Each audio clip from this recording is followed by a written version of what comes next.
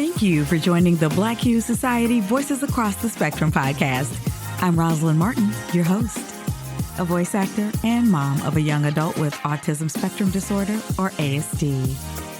This podcast is dedicated to enlightening, nourishing, and uplifting Black parents of adult children with ASD. Managing the daily responsibilities that come with the ASD diagnosis are challenging enough on their own. Layer on issues of racial discrimination, systemic injustices in the legal system, healthcare disparities, and more, and the journey becomes even more daunting. Too often, we as Black parents of adults with ASD feel overlooked and adrift in life's complexities. We either don't have the same supports and networks we had when our children were younger, or we never had them at all.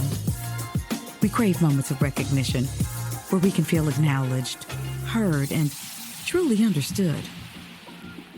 The Black Hue Society Voices Across the Spectrum podcast serves as a sanctuary of connection, community, and camaraderie where no explanations are necessary. Why? Because we all just get it. During our time together, I'll share insights into ASD, engage experts on various topics, and offer moments of solace and laughter to hopefully help soothe your spirits. Join me so we can navigate this journey together.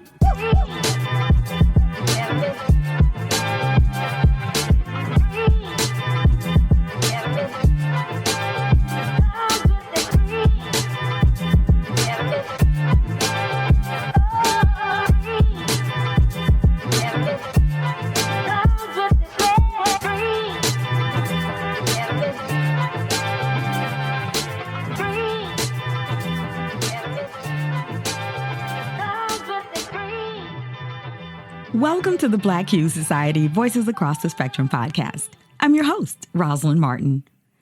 My guest during this episode, titled Self-Care Isn't Selfish, It's a Necessity, incorporating self-care into your daily life as a parent of an adult child with autism, will be Krystal Reddick, self-care coach and founder of Total Life Care Coaching.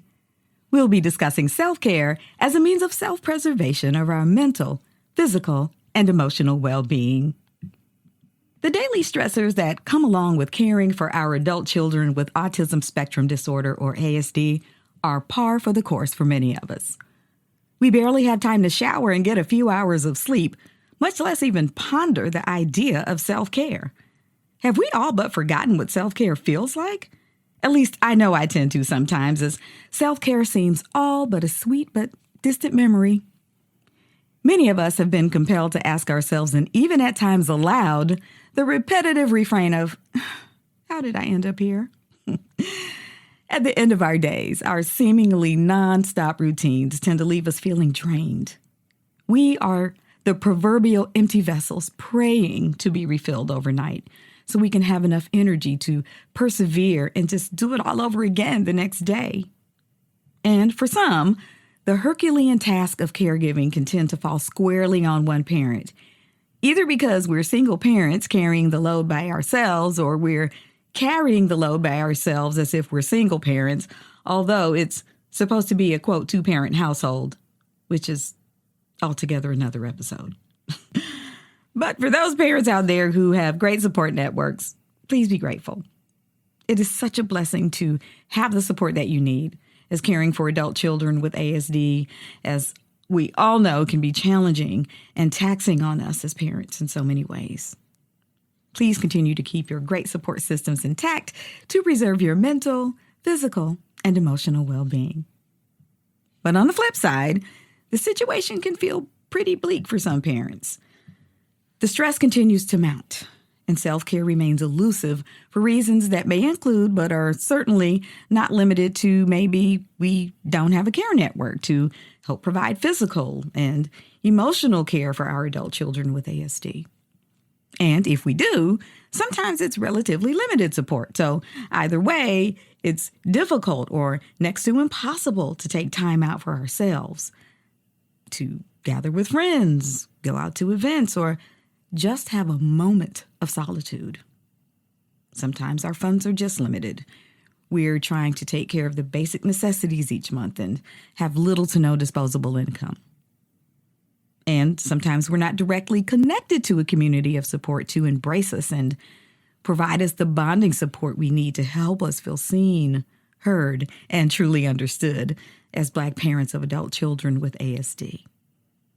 And with regard to having a community of support, here's a sidebar that some parents may have small support circles, especially if they live in racialized communities. They may also feel isolated because onlookers may not recognize their adult child's behavior as autism and may instead focus on their race. And I'm sure there could be various other stressors. And by the way, stress is a very real thing, folks.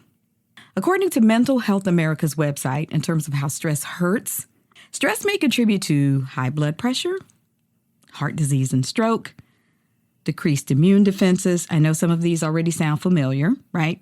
And there's cancer, stomach problems, and poorer brain functioning.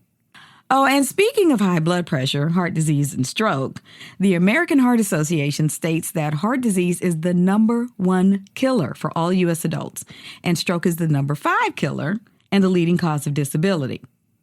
Now, as frightening as those statistics are, the risks of getting those diseases are even higher for guess who? Yeah, Black people. I'm Rosalind Martin, your host of the Black Youth Society Voices Across the Spectrum podcast. Joining me on this episode of Self-Care Isn't Selfish, It's a Necessity, incorporating self-care into your daily life as a parent of an adult child with autism, is Krystal Reddick, self-care coach and founder of Total Life Coaching. Krystal, thank you so much for joining me here on the Black Youth Society Voices Across the Spectrum podcast. Thank you so much for having me. I'm so honored to be here and to have this conversation with you and your audience. Thank you. I'm glad to have you here. So, Krystal, what exactly is self-care? If you could expound upon the misconceptions and our expectations of what self-care looks like, that it's, not always in the form of material goods and services. I mean, self-care has to extend beyond the mani-pedis and those decadent midday naps, as fabulous as they are, right? I mean, I love both of those things, but please help us understand the importance of what those two words, self-care, really mean. I feel as though these words are sort of trivialized in the sense of what some people equate self-care to, because I want us as Black parents of adult children with ASD to really sort of shift our thinking, to really grasp the gravity in terms of why self-care is so important. For example, to avoid burnout because of the tremendous responsibilities we face, stress reduction, etc. Yes, so self-care essentially is just taking care of yourself. And so you do that so that you thrive and not just survive. And so you want to take care of your, as you mentioned on the start of the call, your mental health, your emotional health, your physical health, and then also social, professional, financial, like there are other realms of your life that self-care can be extended to. And so it's taking care of your overall well-being. Right. And some of that can be things like a mani-pedi, like there's nothing wrong with a mani-pedi, but if you want to get to the deep root of like managing your stress, you have to figure out what are your stress triggers and like what is really causing you to feel burnt out, overwhelmed, and how can you manage that? And so basic things like getting enough sleep. So that midday nap you mentioned is like actually a really pivotal part of self-care. Are you getting enough quality sleep? How's your sleep hygiene, right?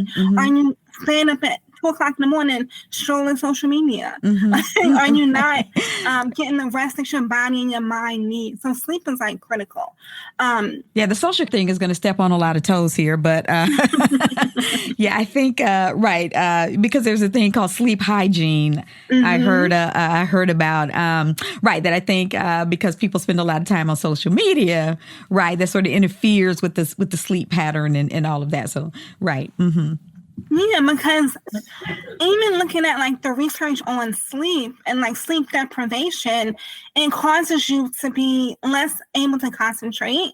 Your like irritability, like your like response time, if you're like driving a car, like all these things are impacted by sleep quality. And so sleep is really important. And I know for me, sleep's important because I actually have bipolar disorder, and sleep can be a trigger. A lack of sleep can be a trigger for either mania or for depression. So I have to be really mindful of my sleep. And so I'm really like a big proponent of sleep for everybody, because even if you don't have a mental health condition, sleep is just so important for daily functioning. And then even things like the small things we don't think about as self-care, but like grooming. Have you had a chance to shower today? Have you eaten a healthy meal? Have you brushed your teeth? Have you changed your clothes? Because especially for your population, your folks are knowing, you're so also worried about your children, but are you taking care of yourself? Right. Are you doing those things for yourself? When's the last time you had a social date with like your girlfriends or like when your spouse, your partner? Like, so making time for those things is also important. That social self-care, our networks, our communities that we're part of, making time to sustain and build those relationships is crucial to our well-being. It just is. And so it's not, I know, so we think of self-care in terms of me, I, but self-care is incomplete without community care. We don't exist in a vacuum. We don't live on islands. And so how can we tap into that reciprocity of those relationships? And I know you did mention for some people it is hard if you don't have a network. So I would highly encourage folks to tap into like online communities. I know Facebook, with all its problems, but Facebook has tons of networks and groups for different areas of your life. So find a mommy and me group, right? Like tap into that for that moral and social support. Even if you don't have people that live in your neighborhood, a family that live close to you, you can tap into virtual communities because that's also important. Right. And there may be also groups that would speak to or maybe cater to, rather, those of us who have adult children on the spectrum, right? Because, we don't have those same networks and support systems that we had when our children were younger, right? And so we sort of get lost in the shuffle, right, once our children transition into adulthood. So a lot of us are on, Facebook, or, parents, I should say, are on Facebook. I'm not necessarily on Facebook, as much as some people are, but right, for those who are, and I'm sure that there are communities out there, that speak to that population. So, yeah. And so you mentioned how the benefits, rather, of self-care in terms of, mental and physical health. But, as parents of adult children with autism, we're always thinking of our children and we put ourselves on the back burner. We've just sort of, we fade into the background, but how do we go about changing our mindset, right? That we too are deserving of self-care, in actuality, give ourselves permission to love ourselves enough to start engaging in this much needed act of self-love, if you will. It's exactly what you just said. Like you took the words out of my mouth. It's about giving yourself that permission to say, I am worthy. I am deserving of my own kindness, care, attention, and love, right? I am deserving of all good things in life. Just as much as I take care of my child, I take care of myself too. We all know that cliche saying, you cannot pour from an empty cup. And it's true. Right. If you have nothing to give, you are burnt out, you are cranky, you have nothing to give your child or to yourself. And so I'm not a parent. I do have a bunch of nephews, but I'm not a parent. So I do give that disclaimer with the advice that I do dole out. But self-care is for you primarily. I love the analogy of the Snickers commercial. You're not you when you're hungry. Right. You're not you when you're burnt out. You're not you when you're cranky. Right. That's you're a good not you one. when you're irritable. You're not you when you haven't slept. And so you have that Snickers or you have some self-care and you feel better, right? You're not hungry. You're not on those things. And so self-care is for you primarily first. And then secondarily is for everyone else. Even sometimes tertiarily, right? Like third level for everybody else. Right. And so, and I do recognize the awesome responsibility it is to care for a child with ASD, but you have to come first because God forbid something happens to you, like you have a stress reaction, a stress-related disease or something, and then you are disabled. And you can't work or you can't take care of your child. So who does that care of your child fall to? And that's a scary thought. Yes, that you even mentioned that. Yeah. And it's a constant worry for those of us who are caring for our children, right? That, you know, if not me, then who? Right. So it's an incentive for us to really be thoughtful about caring for ourselves, right? It's sort of like the oxygen mask analogy, right? We have to put the oxygen mask on ourselves, right? So that we're able to care for our loved one. I know for some people it feels like, oh, I'm being selfish. I feel guilty. And those are normal feelings, but don't own those feelings. Recognize them and then let them go. Like you have to take care of yourself. I love that. You have to feed. You're hungry. Your stomach is growling. You're gonna feed yourself, right? You feel tired. You're gonna go to bed and take a nap. So it's just responding to those cues that you have to take care of yourself in order to stay around and healthy as long as possible for your child and for yourself.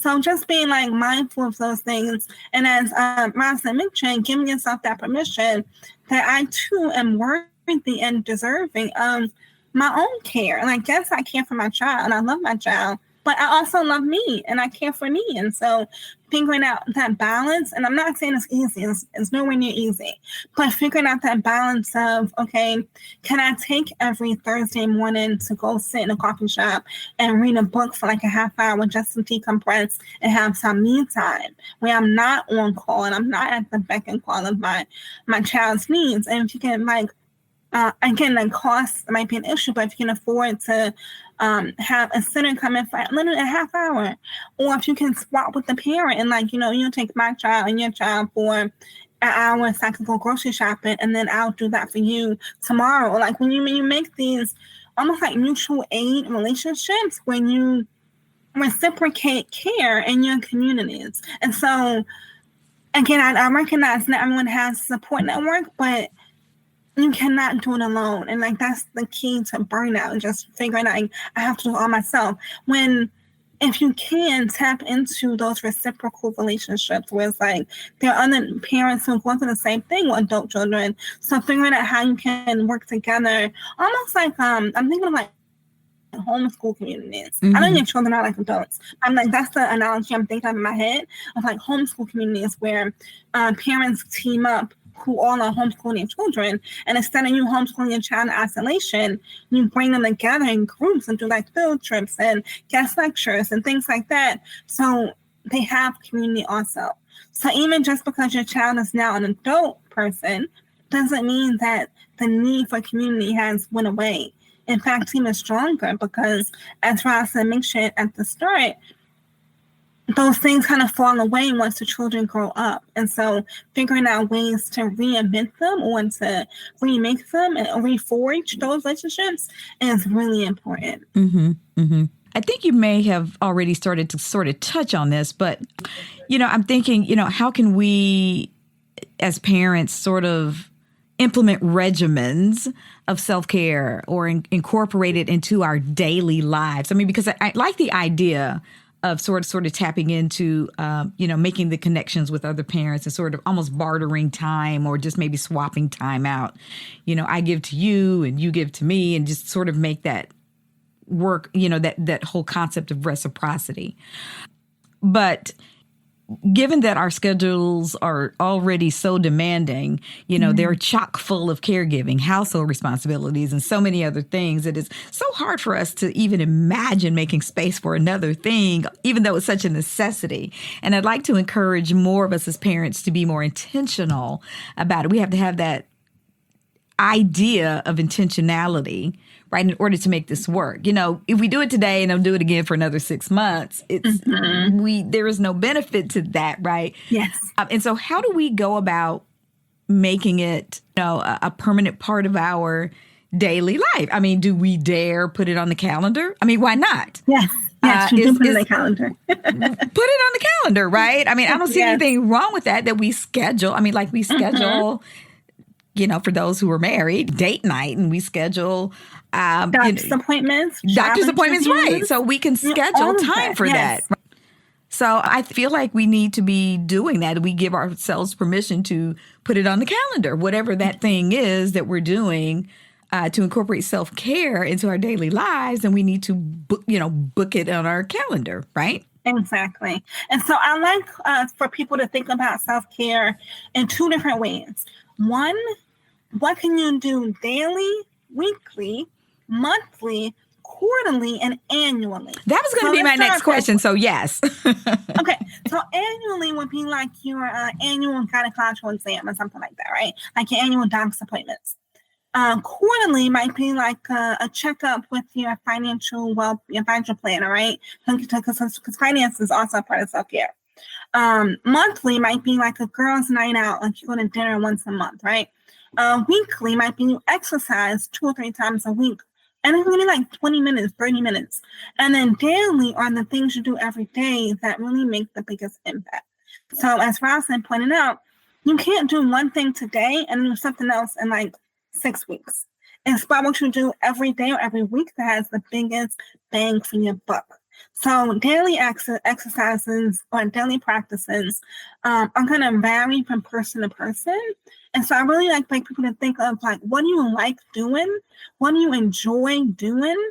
What can cost you no money? What can cost you about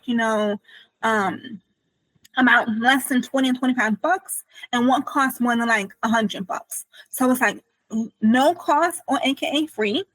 Low cost, like less than 25 bucks, and then pricier, like 75 to 100 or more. So great idea. Like a spa great day. idea. Mm-hmm. Yeah. Mm-hmm. So you want to give variety to your self-care practice and your self-care plan, and you want to give different cost points. So, and the other thing, if you're thinking of daily self-care, think of your day in thirds. So what are you going to do in the morning? What are you going to do in the afternoon? What are you going to do in the evening? And so that's how you get your daily self-care. So morning might be, I'm going to start my day in prayer, right, if you're religious. Or it might be, I'm going to meditate for 5 minutes. Or I'm going to write down my affirmations or recite affirmations in the bathroom mirror. Or it might be, I'm going to cook myself breakfast and brew my own coffee, right? I'm going to actually sit down and have a slow morning and enjoy my breakfast and my coffee. Afternoon, it could be like a check-in with yourself. How am I eating lunch yet? How am I feeling? What would improve the rest of my day? And then evening, it could be like an evening routine. It could be like, I want to read more books. I want to listen to more podcasts. So you set aside like 20 minutes to just do that. Just to read the book or listen to podcasts or scroll through your magazine or whatever it is. Or even if it's just social media time. I'm going to intentionally, mindfully scroll social media for 20 minutes. So I'm not mindlessly scrolling for 2 hours. And so you give yourself that time. So those are just a few examples, but really self-care is very personalized. So I can't tell you what you like. You have to almost like trial and error, figure out what really works best for you. And also your values. Like if you value community, then you might want to do more things with other people. Or if you value solitude, right? You might want to do more things when you're like getting to know yourself. I mean, you're journaling or things like that. So it really is based on like your values, your budget, and your time schedule and your interests. So self-care really is based on what are your values, what's your budget, and I actually heard someone say that 50%, so half of your self-care practices should be free. So it shouldn't be like spa days and trips to Italy. Like, it should be stuff that's free, because financial self-care is also a thing, and you don't want to go into debt in the name of quote unquote self-care. So your values, your budget, your interests, your likes, dislikes, all of that really matters. Your schedule, when you have time to do these things. So figuring out all of that is like the magic sauce to creating like your perfect self-care plan. And I shouldn't even say perfect. I should just say something to make that sustainable, because it's going to change with the season of the year and the season of your life. So leaving that room for flexibility is really important. I love everything that you have just said. I mean, I feel like I really need to be taking notes here. I mean, just such beautiful gems here, right? Because, I think that really sort of clarified and sort of changed the way that probably some people have been thinking about self-care, right? What it is and is not, and what it could be, right? And just cause people to maybe regroup and say, oh, well, you know what? I've been thinking self-care is this, and I've been doing that, and I've been pouring money into this and that, and it doesn't have to be that. But as long as we build in something that says, I love me, and I'm going to take time for me, I think that is what matters, that we start to feel like we are priority, right? And that we don't lose ourselves in the shuffle anymore. That, or tomorrow's a new day, and we can start to do some things differently. And so I think that is, the messaging that we're trying to communicate here. So those are all just really wonderful ideas. I mean, because it's certainly causing me to rethink, my ideas of what self-care, have been. And so I think, this is some really good conversation here. So, and I think you've sort of touched on what people can do, respective to everyone's budgets. Some people are out here balling, and I'm not mad at it, and that's great. Go to Italy if you can. And right, but it doesn't have to be that. Right. And I love how you have, just as simple as, how you've mentioned it can be as simple as, cooking breakfast and having a quiet breakfast, and, just those simple things to just call attention to oneself, sort of. Yes. Yeah.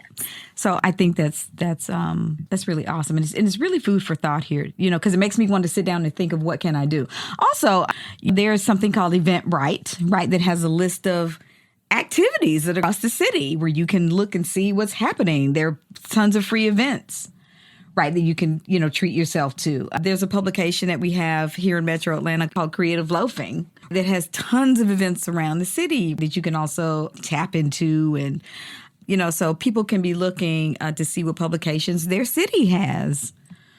So there are tons of things, a cooking class. So there's, lots of things that we can do. And especially if we're trying to get out of the house, right? Because I think we feel confined to the walls of our homes. You know what I mean? Because that's the space where we're giving care. We're caring for our loved ones, and that is what we know. But sometimes it's good, I think, to step outside those bounds and do something different, right? And we need a change of scenery. So, that's something else that we can do.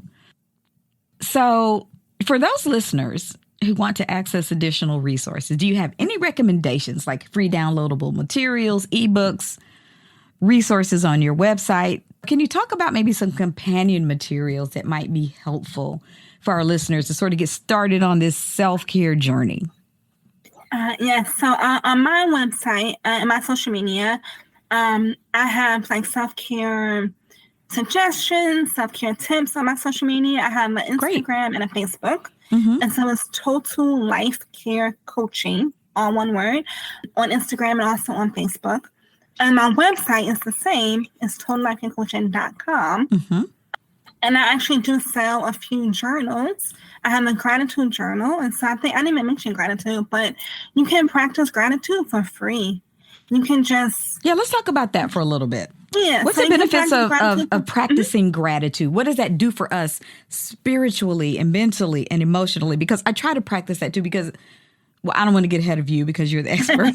I know what it does for me, right? Yeah. But just kind of speak to that. I think that would be a beautiful thing to sort of talk about here? Let's talk about that for a little bit. I bit. know life can be stressful for many of us, but when you focus on gratitude, you focus on the positive or the lessons. Even if it's not so positive, you focus like the lessons. What have you learned? What have you gained? How have you grown as a person from those experiences? And how can you be thankful to the universe for the life you have and not come from a place of like irritability or like, oh, like why is things happen to me, but they're happening for you. And so just reframing your mindset around that. And so there are tons of research on the benefits of gratitude. And one of them is that it makes space for more. You welcome more abundance to your life, more connections. It deepens your relationships with your community members, with your family, your relationships. And so gratitude is really important in that way. And I love to do gratitude practices during my workshops. Mm-hmm. And I have people write down three to five people they're grateful for. And like 1 or 2 words, why are you grateful for that person? It's not enough to say, I'm grateful for my mom. You have to say why. I'm grateful for my mom because she loves me unconditionally or she supports me all the time, right? So it's that because that really puts teeth to your gratitude practice. And then when I tell people after they've done that, I ask them to send a text message to somebody on their list and actually expressing that gratitude to that person. And that's free. That costs you $0. And so you can keep a gratitude list on your cell phone in the Notes app. You can keep a gratitude list in a Google Doc or Word document.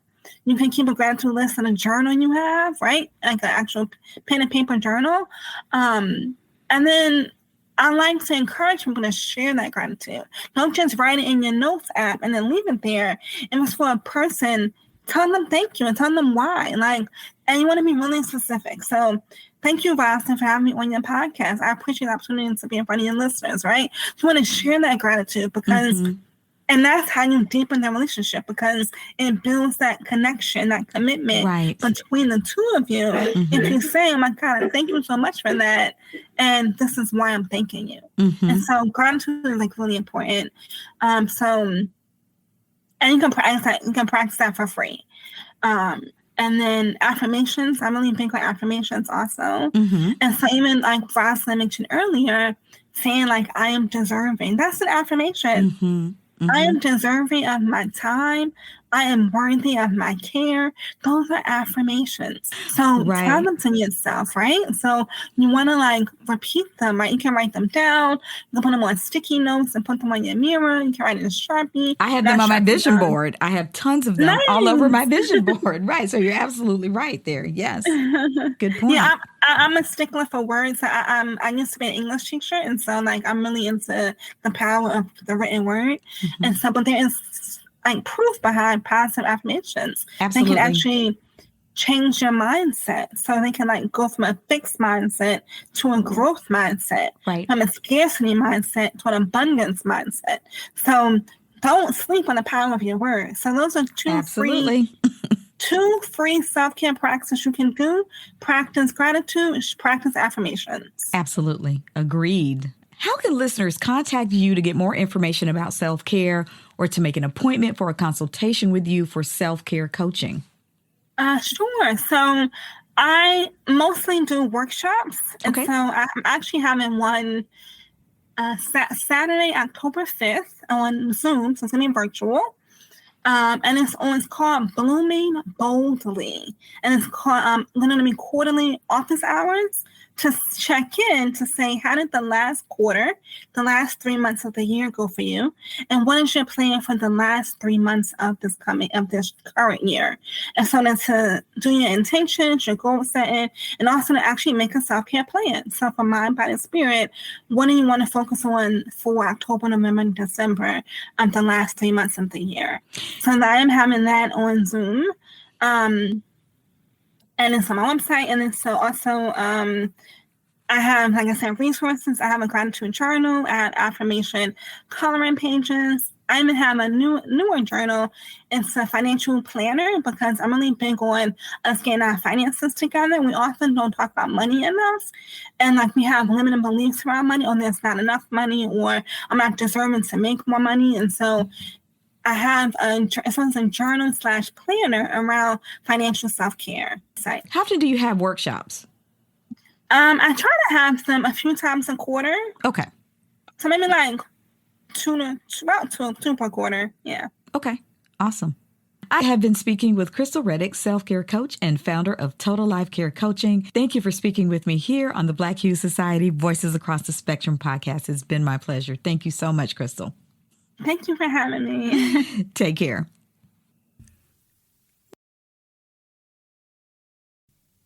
Coming up next on the Black Hue Society Voices Across the Spectrum podcast is the Up the Wall segment. In this segment, we aim to highlight the wacky, funny, eccentric, and often laughable behaviors of our lovable adult children with ASD that, what else? Drives us up the wall. It's simply taking time to share a snippet of these moments to hopefully provide a brief moment of laughter with each other where no explanation is needed. Why? Because as parents, we all just get it. It's also designed to remind us that the craziness does not just exist only in your household or in your world. So stay tuned, and I'll be right back.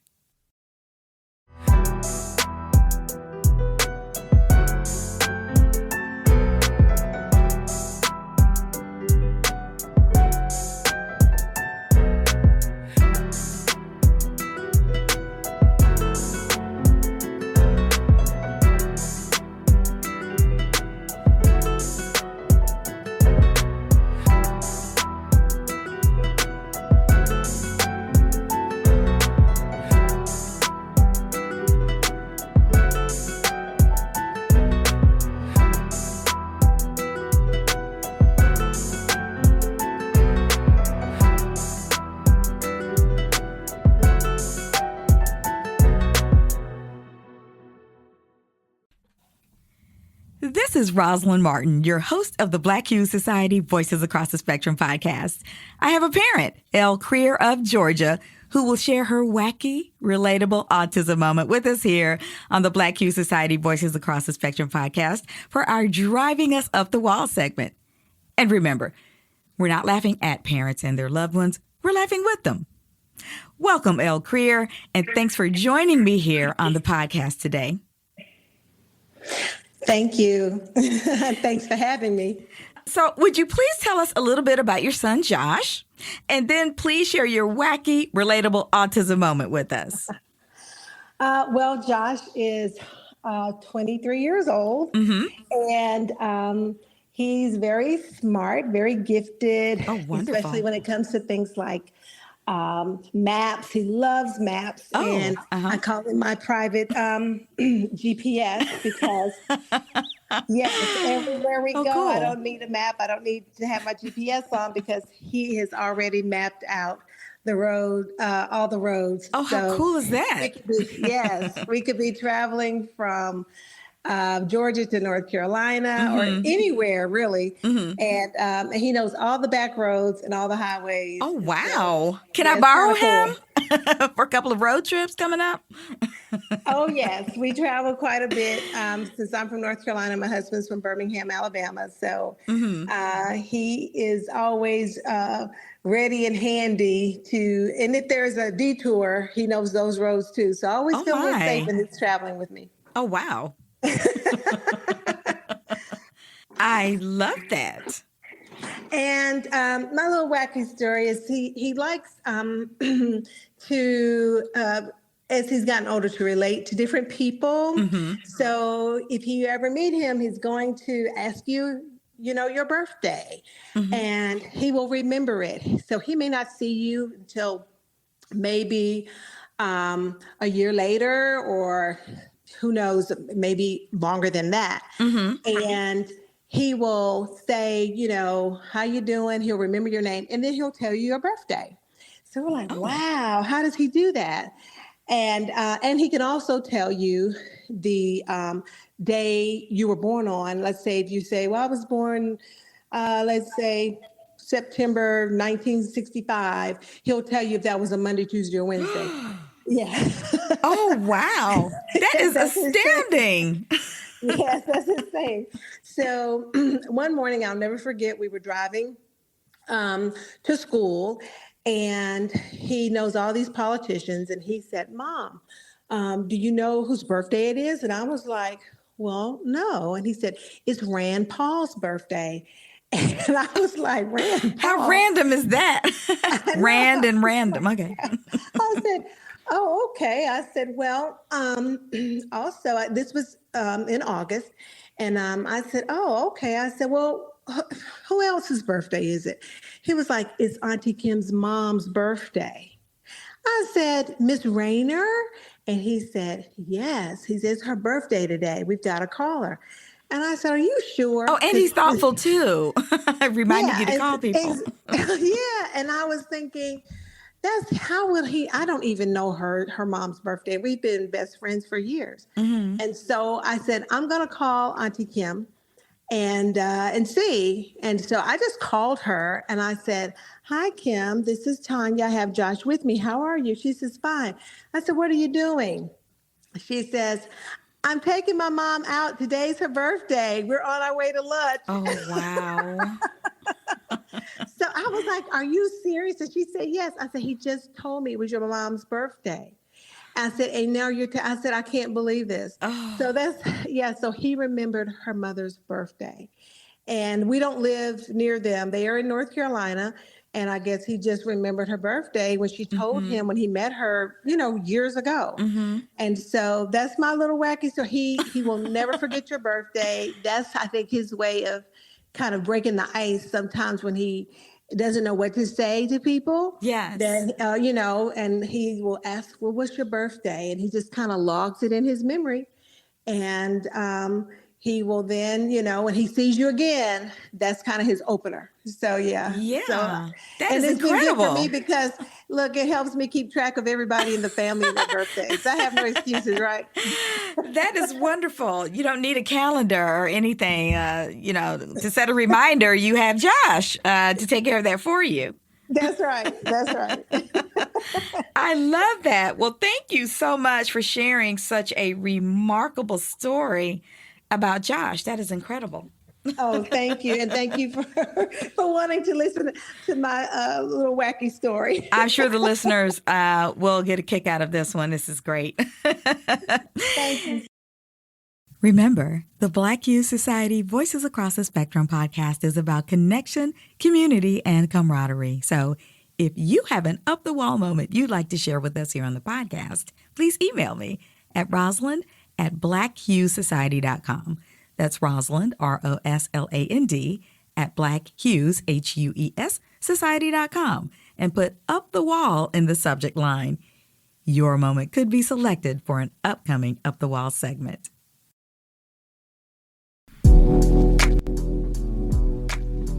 I'm Rosalind Martin, and I've been your host here on the Black Youth Society Voices Across the Spectrum podcast. I hope this episode was both enlightening and uplifting for you. Thanks for listening. Like what you heard? Be sure to subscribe to and download the Black Youth Society Voices Across the Spectrum podcast on Apple Podcasts, Spotify, and all other platforms, and get new episodes as they become available. Tell your family and friends about it too, because I've got another great episode coming up where we as Black parents who have adult children with ASD will connect once again to discuss another meaningful topic. As I wrap up, let's chill out together for just a few minutes more with some music. You see, I believe in music as therapy, as a natural high, and as a salve for the soul. Until the next episode, I wish you love, peace, and positive energy.